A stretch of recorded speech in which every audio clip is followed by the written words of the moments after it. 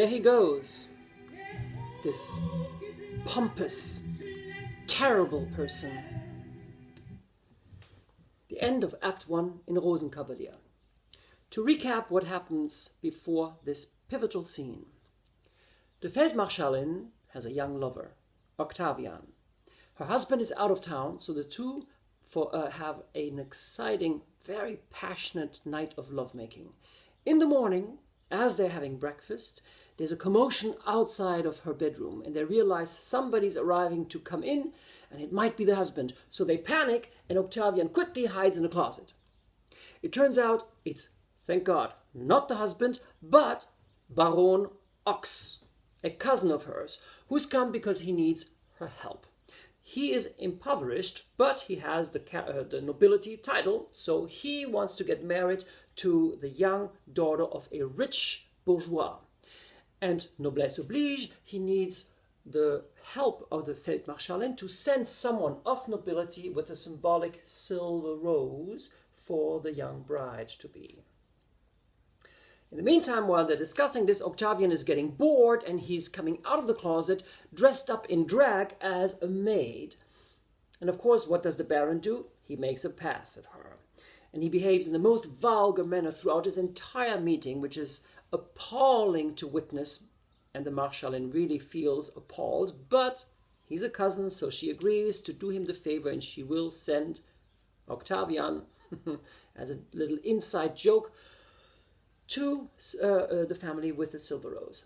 Finally, they all leave, and she realizes that something in what just happened is triggering in her a new consciousness of herself and of how she is living her life and how it might continue if she doesn't step in and make a change. He just left Baron Ochs, and she's appalled. There he goes, and he will probably get the young girl and all the wealth of her family. Unbelievable. And he feels entitled. And on top of it, Baron Ochs feels as if he is doing this family a favor. It's outrageous. And yet, why am I so upset about it, she asks herself.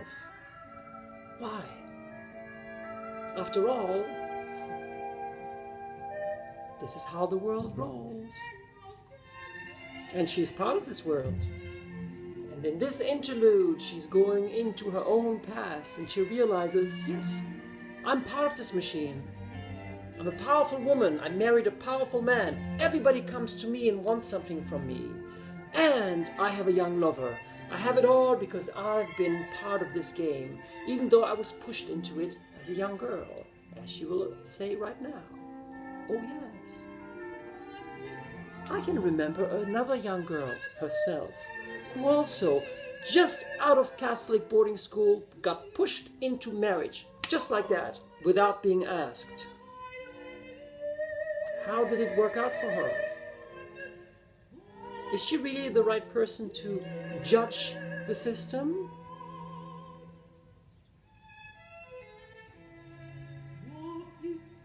What happened to that young girl?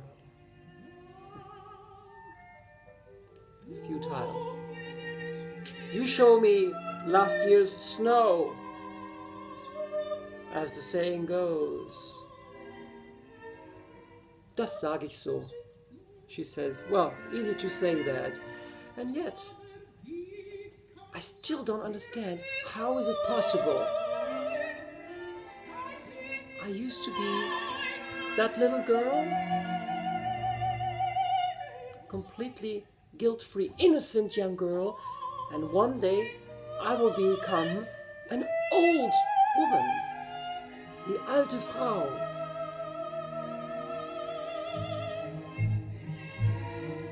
She realizes for the first time in her life, maybe, she's becoming aware of her own mortality. The path from young innocent to now, at the peak of her powers, to what might happen if she's not very careful right now. What will happen? What will people say? The old woman, the old princess, Look at her, they might say. There she is, the old hag. Complete loss of status.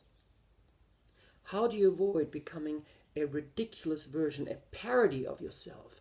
How do you avoid becoming what she just witnessed a man might become when he becomes a parody of himself? A person who is vulgar and arrogant. How do you get from here to there? How does God allow for this to happen? Well, I'm not like him. She says, I have always been the same person. Die gleiche. I'm still the same person. I haven't changed. And yet, this change from young to old is going to happen to me. And yet, if God has to make that happen, why? Why do I have to suffer the awareness of it all?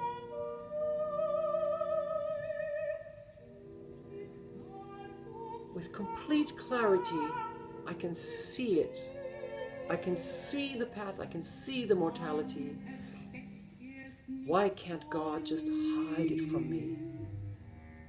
Oh, when she goes into the deep subconscious sphere, the murky grounds, all this is a deep mystery. So many things are mysterious in this life. And what can you do about it? Here comes the resolve.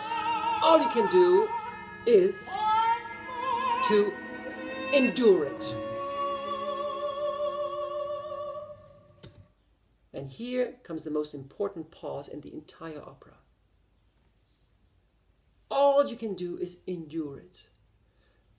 What's the next step in the thinking?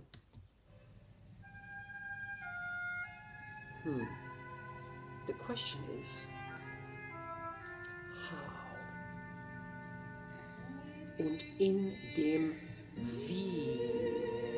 The question is how. Here we go. You hear that? Boom. The light just got turned on. Boom. She realizes. How? How do you endure it? Therein lies the entire difference. How do you endure it? With grace. That's the decision. She has just made up her mind. That's the whole difference. And here the doors fling open and the young lover comes back. And he's so happy to be back. And his energy is completely on a different level than hers. And it's very clear that this relationship cannot last. She is way ahead of him and she can foresee what is going to happen. And she decides to break up with him. Better now than later. And how that unfolds, I'm going to do in a different video. But this is, for me, the pivotal scene in the entire opera. She realizes that she has to have the nobility to let the young lover go so he can fulfill what really is his destiny. And tragically, she also foresees her own, which in this particular context is that she is going to become a nun. She's going to take care of the elderly and go to church. Now that is a noble person.